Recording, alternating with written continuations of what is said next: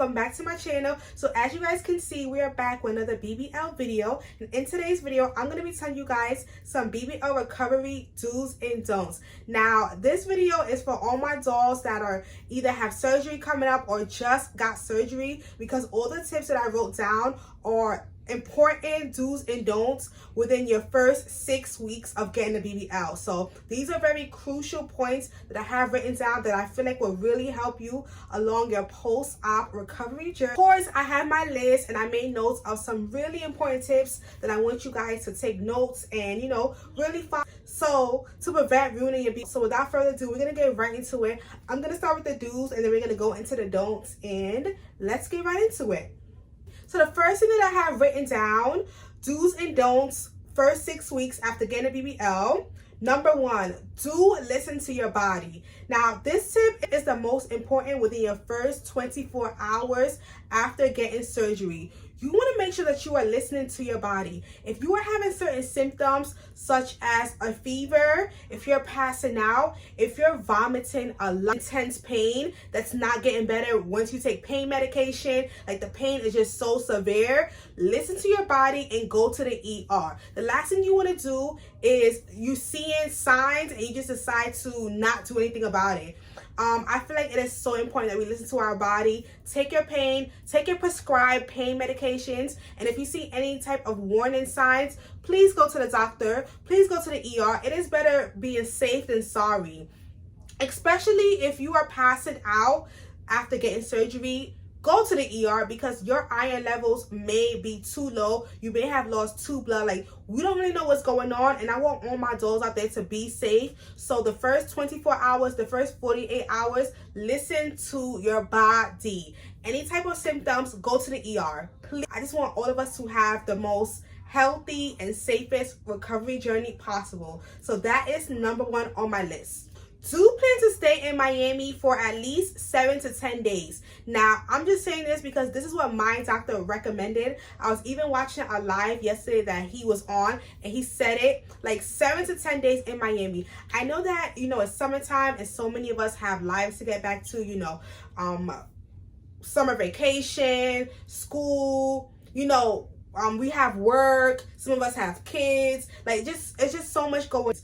The last thing you want to do is get surgery, fly out 1 day or 2 days next, and then, you want to go see your doctor or something went wrong and you can't even go see a doctor because you're back home in a different state. So I feel like it's so important to stay the 7 to 10 days. I recommend staying in Miami for the recommended time that the doctor says, is because Miami has the best post-op care. Because let's think about it.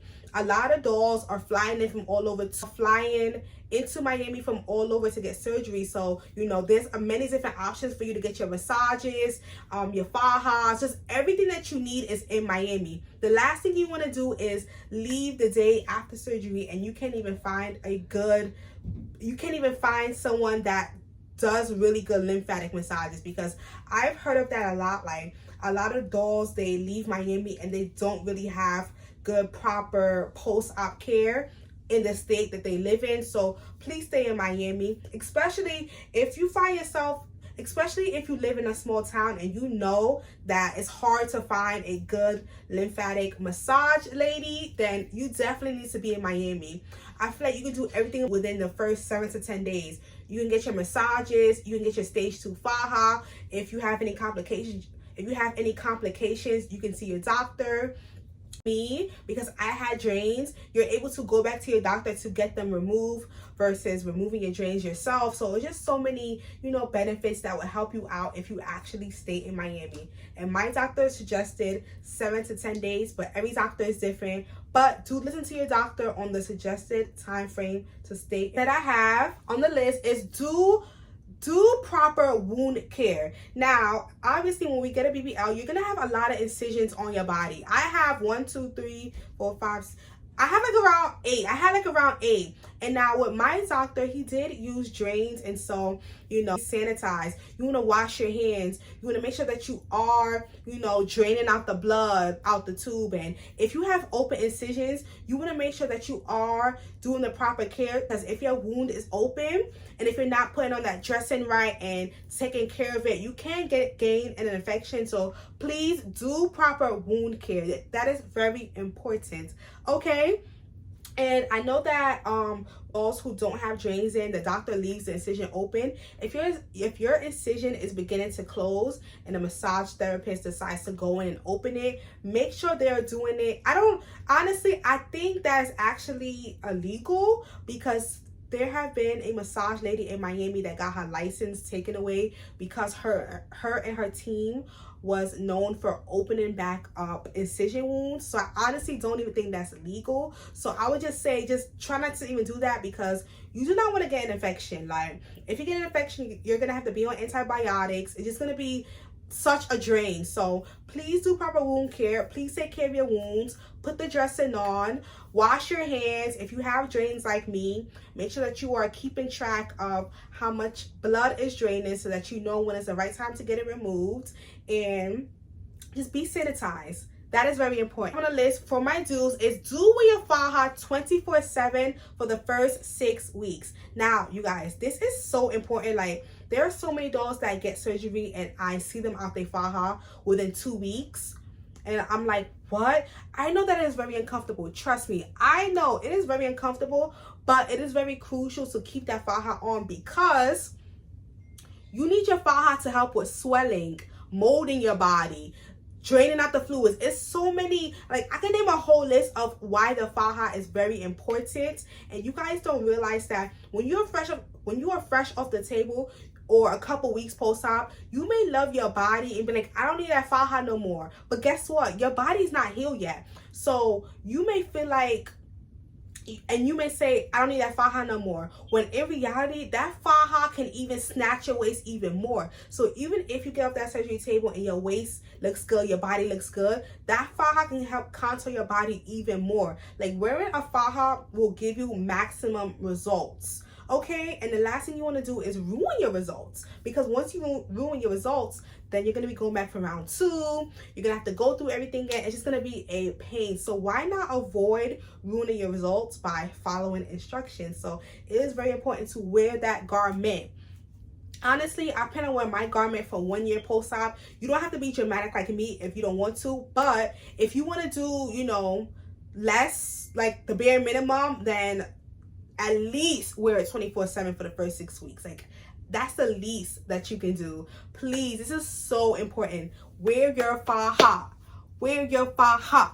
Like, I don't know how much times I can say that. Like, please wear it. Wear your compression foams underneath your faja. That is also important. Like, you guys, this stuff is very important. I know that some people may not, I know that some people may not exaggerate how important it is, but it's very important. People don't realize that a lot of people that have really snatched bodies, it's not just because of a doctor. It's the post-op care combined. So it's your doctor snatching your body plus your post-op. That's what's going to give you a look. You cannot just rely on your doctor. You cannot just rely on post-op. It's a good combination. So let your doctor do your work and you do your work as well. Wear your 5. And this is just as important as number 4. Get your lymphatic massages. This is so important. The last thing you want is to get lipo and develop fibrosis. Okay, and that's why make sure that you guys do, you know, have enough money, because lymphatic massages can get really pricey. So far I've seen them from anywhere between $80 to like $120. That's like the average for one massage. So combine that with, you know, if you try to do the bare minimum, at least 10 massages. That's the lowest. But a lot of dolls, including myself, did more than 10. So, you know, people have done up to 20 massages, 10 to 20 massages. So do the math. Like, it's going to add up, but guess what? It's going to be worth it, because you're not going to have fibrosis. You don't want to have fibrosis. Nobody wants fibrosis. So to prevent all of that, do your massages. okay? Especially in the beginning of your post-op journey. And then once your body begins to heal and heal and heal, then you know you can begin wood therapy, you can begin like different type of post-op care. But this video is targeted for my dolls that either have a surgery coming up or just had surgery. Get your massages. Go to someone that is very skilled. And I feel like that's also important because a lot of people say they do lymphatic massages, but you know who actually do it right. Because when I was getting lymphatic massages, when you get, the purpose of a lymphatic massage is to drain out your lymphatic system. So it's going to help with the fluid come out. It's going to help with everything. When I used to go to this one lady, every time I would get a lymphatic massage, I would have to go to the bathroom, do a number 2. That's how I know that she was doing it correctly, because the waste was coming out of me, like fluid was coming out of me, like she was doing an amazing job. So also find someone that actually is very good in lymphatic massages and is specialized, and you know you see their before and after, because this makes a really big difference in your results. So now I just finished with the do's. We're gonna get over into the don'ts. Okay, one on the list that I have: don't obsess over your body. I know it's hard, trust me, trust me. Take it from me, I know it's so hard to not obsess over your body after having surgery. But the reason why I say do not obsess, because if you obsess over your body and your measurements, you're going to be in for a huge disappointment when after the first couple of weeks your butt begins to shrink, the swelling begins to go down. You're going to be like, oh my gosh, my results is ruined, when in reality it's not ruined. You're just comparing your swollen look to your actual real look. So that's why I say do not obsess over your body. Yeah, you can be in the mirror and like, oh, I look cute or whatever, but do not obsess. Another reason why it's important to not obsess over your body is because it takes 6 months to a year to see your final results. So I feel like that's why a lot of doctors, they are a little bit aggravated if a doll just has surgery and like maybe a day or 2 later they are writing them on Instagram saying they don't like their results. It's like, it takes time to see, because when I got off the surgery table, my waist was still at a 29. You know what I'm saying? Like, it really takes time to see your results. So there's no way you can say you don't like your body right off the table. Like, it really takes time. You'll be surprised at how many girls bodies I saw change over the course of months. I feel like between 6 months to a year is when you can begin to judge your final look and say, okay, I don't like it, I need a round 2. But if it hasn't even been 6 months yet, and if you haven't even been doing your massages, Faja, compressing, you should not be saying you don't like your results. Like, do what you need to do, and then you can judge your final results. So that's why I just say be patient, because you know it takes time to see your results. You know, you have to feed the fat, do the proper aftercare, and then you can judge. So do not obsess. I know it's so hard not to, but please try not to. I actually was taking pictures after my right after I got my surgery, and I'm like, oh my gosh, my hips was like bigger, like I lost 2 inches off my hips. But it's just like, you just cannot obsess over it, because it's not going to do you. So the next one that I have on the list is do not go to the beach, pool, any type of water for the first 12 weeks. Now, this is what my doctor recommended, and the reason why he said, I heard him say it yesterday on the live, is because the water can slow down your healing process. So the last thing you want to do, be fresh out of surgery, go into a pool, and it ruins your results. So I know it's summertime, I know it's hot, I know people is getting flued out, the girls is getting flued out, the girls is going on vacation, the girls is having a good time outside. I know we are, but for all my dolls that, you know, got their summer bodies, getting surgery during the summertime, girl, you're gonna have to hold off on any type of beach or pool for now. You can be like me and like go to the pool and beach and look cute with your swimwear on, but you cannot go in the water. So stay away from that water, because I don't want your body to get ruined. Like, I don't want your body to get ruined. I want you to still be cute. You know, we trying to stay snatched. This is why I really recommend, like, I got my surgery in January. I feel like that was the perfect time, because by the time like March came around, your girl was healed up. Like, I wasn't 100% healed, but I was ready to be outside. Like, I was able to be outside. So, but obviously, I know some of you dolls can't help it. Like, You know, work with what you got. Just stay away from the beach. This is, do not sit for that first 6 weeks. Now, I know that every doctor have their own recommendations. Some doctors say you can sit right away. Some say 6 weeks. Some say 8 weeks. Some say 2 weeks. Some say 1 week. Some say but I'm just telling you guys what my doctor told me and what I personally did. So I did not sit for the first 6 weeks. If you must sit, then use a boppy pillow. I don't recommend using the traditional BBL pillow just because it is very uncomfortable. I feel like those pillows only work if you are going home on a plane ride. But if you are driving, do not use a traditional BBL pillow because you are way too elevated. It's very uncomfortable. And I actually, on Amazon, I read a girl commented that she used that pillow and got into a really bad accident and something happened. It's just really bad. So if you're driving or if you must sit, use a boppy pillow. I do have that pillow listed in my Amazon list down below. I'm gonna link my BBL Amazon list, so if you guys want to check it out, or so use a boppy pillow. But honestly, I did not sit at all, but I also was in the house. If you're in the house, you really have no reason to sit, but I know that some of you dolls can't help it. Maybe you have to go back to work, maybe, it's just things going on. Everybody's lives is different, so I understand. So use a boppy pillow, but I would really hope that you guys could refrain from sitting. The next one is also very important. Do not smoke, drink, or have sex for the first 4 weeks. Smoking messes with your oxygen levels, which can impair healing. So no tobacco, no, you guys just refrain.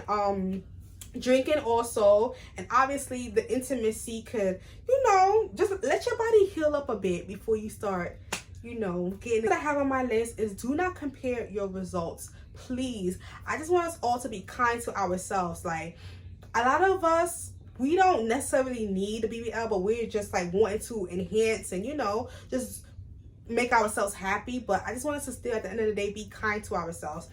If you see one girl's body and you really like it and your body don't come out the same way, don't be so hard on yourself. A lot of dolls don't realize that it's so many things that go into factor when it comes to getting your dream body, genetics, doctor, skin elasticity. A lot of these dolls that you may see, you don't know. A lot of them have had multiple rounds. So you're trying to compare yourself to a girl that had 3 rounds of BBL, that had 2 rounds of BBL, and you only had 1. You know what I'm saying? Please set realistic expectation for your goals, and please be kind to yourself. And whether you had surgery or you are thinking about it, just always love yourself. You can still have surgery and love yourself, and just be kind to yourself is what all I'm saying. Do not compare your results to anybody else. You are your own person, and just try to be your own body goal, your own body wish. I feel like that's another reason why a lot of doctors don't accept wish pick goals, is because I feel like it just sets an unrealistic expectation. Just set realistic expectations is all I'm saying. Okay, girl, please, it will really help you out in the long run. It will really help you out in the long run, and it will really help with your mental health, your recovery. This whole process will just be very smooth for you if you set realistic. For watching my BBL recovery do's and don'ts. Don't ruin that BBL, sis. So make sure you guys follow everything on this list. Also, don't forget to follow your girl on Instagram at glamdoll_Patrika. Hit that subscribe button to see some weekly content for you dolls. If you have any type of video suggestions that you guys are interested in seeing, or surgery topics that you want me to cover, comment it down below. Thank you guys so much for watching, and I can't wait to see you in my next video. Bye.